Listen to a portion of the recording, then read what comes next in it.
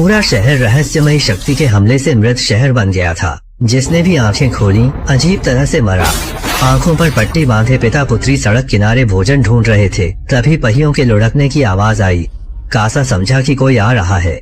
यह जाने बिना कि वे कौन थे, उसने बेटी को छिपाया, फिर दूसरे दल में शामिल होने की विनती की। कासा ने कई दिनों से कुछ नहीं खाया था, लेकिन इस प्रलय के माहौल में जिसके पास, उन्होंने कासा की मदद करने से तुरंत मना कर दिया। कासा को अपनी अंतिम चाल चलनी पड़ी। उसे जनरेटर का पता था। यह सुनकर वे तुरंत मान गए। वे कासा को साथ रखने का सोच ही रहे थे कि एक अशुभ हवा चली और एक अदृश्य राक्षस पास आ रहा था। सब घबरा गए और कासा को शिविर ले जाने का फैसला किया। छोटी गाड़ी से बंधी खींचने वाली रस्सी के सहारे वे जल्दी ही एक जगह पहुँचे। पार्किंग स्थल। दरवाजे बंद होते ही सबने आंखें खोली। कासा ने दीवार पर बाहर जाते समय आंखें ढक लें लिखा देखा। शायद यही वजह है कि वे अब तक जिंदा हैं। रात के खाने के बाद सभी लोग अपने अनुभव साझा करने बैठे। एक अंधा चाचा दहशत में कहते हैं कि बाहर के राक्षसों से भी ज्यादा खतरनाक अनुयायी है। वे बाहर आंखें खोलकर निर्दोष बचे हुए लोगों को परेशान करते हैं। चाचा को इन्हीं लोगों से मिलने के कारण अपनी आंखें खुद निकालनी पड़ी, तभी वे बच पाए। कासा ने अपने चेहरे के भाव छुपाने के लिए गर्म सूप पिया। गहरी रात में सभी बस में सो गए। अपनी बारी में कासा ने चुपके से चाबी निकाली और ड्राइविंग सीट की ओर चला गया। लंबी बालों वाली लड़की ने रोकने की कोशिश की और दरवाजा पहले से बंद था। कासा ने तुरंत बस चालू की, पूरी गति से चलाना शुरू किया और बाहर भागा। जागे हुए लोग अलगाव का दरवाजा तोड़ने लगे, लेकिन वे लगभग पागल कासा को रोक नहीं सके। बस कमान से छूटे तीर की तरह सीधा बाहर की सड़क पर उड़ गई। एक आदमी ट्रेन से उतरा। अदृश्य राक्षस पास आया। उसकी आंखें जम गईं। उसने कांच के टुकड़े उठाकर गर्दन पर मार लिए। पास कासा सुनहरी रोशनी देखकर मंत्रमुग्ध हो गया। वह वही राक्षस का अनुयायी था जिसके बारे में अंधे चाचा ने बताया था। कासा ने उन बचे हुए लोगों की मदद की जो आंखें खोलने को तैयार नहीं थे। कल रात तक उसके साथी एक एक करके मर गए। सुनहरी रोशनी के साथ कासा की बेटी अचानक आ गई और पिता को दुनिया बचाने के लिए प्रोत्साहित किया ताकि उनका परिवार फिर से एक हो सके। इन बातों से कासा आपदा वाले दिन पर चला गया जब टीवी पर देश भर में अजीब मौतों की खबर आ रही थी। कासा को कुछ गड़बड़ लगी और उसने बेटी को स्कूल से लाने का फैसला किया, पर कंपनी से निकलते ही आसमान से गिरे एक व्यक्ति ने उसकी कार तोड़ दी। कासा अराजक भीड़ संग मेट्रो स्टेशन चला। लोगों को शांत देख आदमी ने राहत की सांस ली ही थी कि एक कागज का कप उसके पैर तले से फिसल गया। देखा तो रेल पटरी पर पड़े कंकड़ धीरे धीरे तैरने लगे। गड़बड़ समझकर कासा तुरंत भाग गया। जो यात्री समय पर नजर नहीं हटा सके, लेकिन उनकी किस्मत खराब थी। जैसे ही मेट्रो स्टेशन पर आने वाली थी, वे सब प्लेटफॉर्म से कूद गए। कासा मेट्रो से भागा, पर सड़कें और अराजक थीं। उसका दिल बैठ गया। वह घबराहट में स्कूल पहुंचा, जहां बेटी कोने में दुबकी थी, अनहार्मड। जैसे ही वे निकलने को हुए, सामने एक जोरदार धमाका हुआ। कासा को बेटी संग चर्च में छिपना पड़ा। वहां का पादरी किसी चीज से उत्तेजित होकर बड़बड़ा रहा था कि आस्था अदृश्य में विश्वास है और अब समय आ गया है कि हम ईश्वर के अवतरण का स्वागत करें। कासा ने उस ढोंगी बाबा को डांटा, कहा उसे बस बेटी की सुरक्षा चाहिए। फिर जैकेट से उसकी नजर रोक दी। बाप बेटी आखिरकार घर के नीचे पहुंच गए। कासा की पत्नी ने गाड़ी तैयार रखी थी। परिवार शहर छोड़ने की योजना बना रहा था, पर पत्नी मुड़ी तो योजना टालनी पड़ी।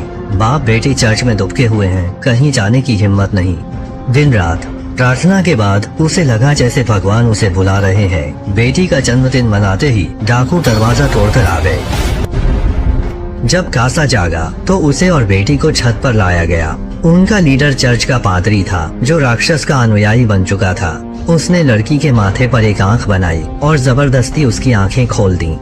पुतली का रंग बदलते ही कासा असहाय होकर अपनी बेटी को छत से कूदते देखता रहा। अत्यधिक क्रोध से वह पादरी से भिड़ने ही वाला था कि अचानक एक झोंके से कासा की आंखों का रंग बदल गया। उसकी मुट्ठी ढीली हुई। मृत बेटी फिर दिखी। कासा राक्षस का अनुयायी बना और उसे बेटी का भ्रम भी दिखने लगा, जो पिता को निर्दोष बचे हुओं को नुकसान पहुंचाने के लिए लगातार बहकाती थी। कासा को यकीन था कि पर्याप्त आत्माओं को मुक्ति देने से उसका परिवार फिर एक हो जाएगा। उस दिन उसने एक नए शिकार पर नजर रखी। जैसे ही वह पास जाने वाला था, एक शिकारी कुत्ता अचानक बाहर आ गया। पता चला दूसरी तरफ एक बड़ी टीम थी। कासा ने फिर वही पुरानी चाल चली। बोला उसे जनरेटर का पता है। राक्षस पास आते देख लोगों के पास सोचने का वक्त नहीं था, तो वे कासा को अपने शिविर ले गए। पहले से अलग टीम के कुछ लोग उसी दिन जनरेटर खोजने निकल पड़े। कासा को कोई मौका नहीं मिला, उसे रणनीति बदलनी पड़ी और कहा कि वह झूठ बोल रहा था, कोई जनरेटर नहीं है। अगर वह ऐसा न कहता तो उसे बाहर भटकना पड़ता। कुछ लोग कासा को तुरंत निकालने पर आमादा थे। तभी एक छोटी बच्ची ने गुस्साए लोगों को रोका। उसका नाम सोफिया था, जो माँ से बिछड़ गई थी। वे एक पूरी तरह सुरक्षित ठिकाने पर जा रहे थे। वह पहाड़ पर बना एक किला था, जहाँ केबल कार से ही पहुँचा जा सकता था। यह राक्षस से बचने का सबसे अच्छा स्थान है। यह अच्छी जगह थी। उन्होंने कासा पर ध्यान नहीं दिया और अगली सुबह निकलने का फैसला किया। कासा मन ही मन खुश हुआ और उसी रात उसने गाइड कुत्ते की रस्सी काट दी। अगले दिन अदृश्य राक्षस इकट्ठे हो गए। सबको तीव्र बेचैनी हुई। मार्गदर्शक कुत्ता भौंकता रहा। उसने आसानी से पट्टा तोड़ दिया, जिससे लोग बेकाबू हो गए। बेसब्र ने पट्टी हटाई और अगले ही पल उसका सिर कार के शीशे से टकराया। कासा यह सब खुशी से देखता रहा। पारिवारिक पुनर्मिलन के एक कदम और करीब आ गया। एक मार्गदर्शक कुत्ते ने पट्टी हटा दी। वह भी चपेट में आ गया और अपने सफेद बालों वाले मालिक को काट लिया। खैरियत रही कि तभी एक शरणार्थी घर मिला। उसने सबको पास बुलाया, जिससे जान बच गई। कासा ने डरने का नाटक किया। लाल कपड़े वाली ऐना घबराई हुई थी। ये राक्षस हर जगह है, जैसे शैतान। पीले कपड़े वाला आदमी एक अनुभवी भौतिकी प्रोफेसर था, जिसने क्वांटम यांत्रिकी के अनुसार राक्षसों का विश्लेषण किया। देखे जाने से पहले वे किसी भी रूप में हो सकते हैं। जब लोग उन्हें देखते हैं, वे हर किसी के आंतरिक मन के अनुसार बदल जाते हैं, जिसे वे देखना चाहते हैं। ऐना ने सिर हिलाया। बाहर उसने मरे हुए भाई की पुकार सुनी थी। कासा यह सुनकर दंग रह गया। उसे लगा जैसे उसके संजान को एक बड़ा झटका लगा है। एक घर के पास से गुजरते हुए उसने सोफिया को एक कोने में रोते हुए देखा और उसके दिल में एक परिचित एहसास जागा। कासा ने बेटी का हार अनजाने में उसे दिया। तभी हॉल में चीख उठी। सफेद बालों वाले कुत्ते मालिक का घाव बिगड़ गया था। एंटीबायोटिक जरूरी थी। सबने आंखों पर पट्टी बांधकर इमारत खोजी। कासा को फिर मौका मिला। उसने पर्दे खोले और पीले कपड़ों वाले प्रोफेसर को आंख पट्टी हटाने को कहा। वह तुरंत फंस गया, पर कासा अब उतना उत्साहित नहीं था। तभी अन्ना हलचल सुनकर कमरे में आई। बेटी ने पिता को दोबारा मारने को उकसाया, पर कासा ने नहीं किया, क्योंकि हत्या के बाद उसे कोई रोशनी नहीं दिखी। बेटी ने समझा पिता का विश्वास हिल गया था। यह सब पीले कपड़ों में प्रोफेसर के राक्षस संबंधी बातों के कारण था। सबने तैयारी की और निकले, पर कुछ कदम बाद ही वे एक राक्षस अनुयायी से टकरा गए। कासा तुरंत सबको लेकर पीछे भागा। सफेद बालों वाले कुत्ता मालिक को मोटरसाइकिल ने टक्कर मारी। पत्नी उसे छोड़ न सकी, पीछे पीछे गई और आंख पट्टी उतार दी। हवा चली। कासा सबको लेकर कमरे में भागा। अन्ना ने आंख पट्टी उतारी तो देखा कासा की पट्टी से दिखता है। यह तो बस विश्वास पाने का उसका जरिया था।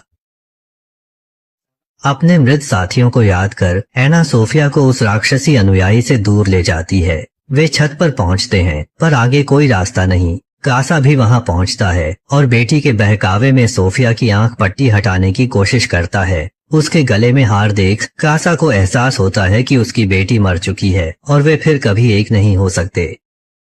कासा दोनों को सीढ़ियों में खींचता है और पछताता है कि बेटी की मौत से वह दुखी था। पादरी द्वारा गुमराह होने से उसने गलतियां की थीं और अब वह मुक्ति पाना चाहता है। तभी नीचे से हलचल हुई। पादरी अपने अनुयायियों के साथ आ गया। कासा ने तुरंत दोनों को छत से कूदने में मदद की। उन्हें एक कार मिली और वे पहाड़ के महल की ओर तेजी से बढ़े। दूर से केबल कार देखकर कासा ने गेट पर गाड़ी खड़ी कर ऐना को सोफिया संग पहले जाने को कहा। वह पादरी के पीछा करने वालों को रोकने के लिए रुका। उसने कार का ईंधन टैंक चला दिया। कुछ अनुयायी मारे गए, पर पादरी सुरक्षित था। अपनी मृत बेटी को याद कर कासा ने मन पक्का कर लिया। वह उस बूढ़े आदमी से निपटना चाहता था। इस बीच ऐना सोफिया को लेकर लोहे के टावर पर चढ़ चुकी है और राक्षस के पकड़ने से ठीक पहले वे दोनों चलती हुई केबल कार में कूद गए। कासा ने अपनी बेटी को आग से गुजरकर अपनी ओर आते देखा। उसे यकीन था कि यह सब सच नहीं है और उसने सरिया लहराते हुए हमला कर दिया। लेकिन आने वाला वो दुष्ट पादरी था, जो कासा से बहुत नफरत करता था। दोनों में से कोई भी एक दूसरे को छोड़ना नहीं चाहता था और दोनों खून के तालाब में गिर पड़े।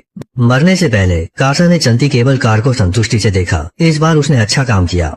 केबल कार का दरवाजा खुलने पर ऐना ने देखा कि दरवाजे पर सशस्त्र कर्मी पहरा दे रहे थे। शरणार्थी किले पर सरकार का कब्जा था और वहाँ कई जीवित बचे लोग थे, जिनमें सोफिया की माँ भी थी। ऐना को उम्मीद नहीं थी कि अदृश्य राक्षसों पर गहरा शोध चल रहा था। वे राक्षस के अनुयायियों का रक्त निकालकर आंख खोलने पर होने वाली मौत की वैज्ञानिक समस्या का हल निकालने की कोशिश कर रहे थे, लेकिन मौजूदा प्रगति देखकर अभी लंबा रास्ता तय करना है। यह द बर्ड बॉक्स की दूसरी फिल्म का सारांश है। यह पहली की स्पिन ऑफ श्रृंखला है। पृष्ठभूमि समान है पर कहानी अलग जगह पर है। नायक की पहचान में बदलाव ही कुछ नया है। आज के लिए इतना ही, अगली बार मिलेंगे।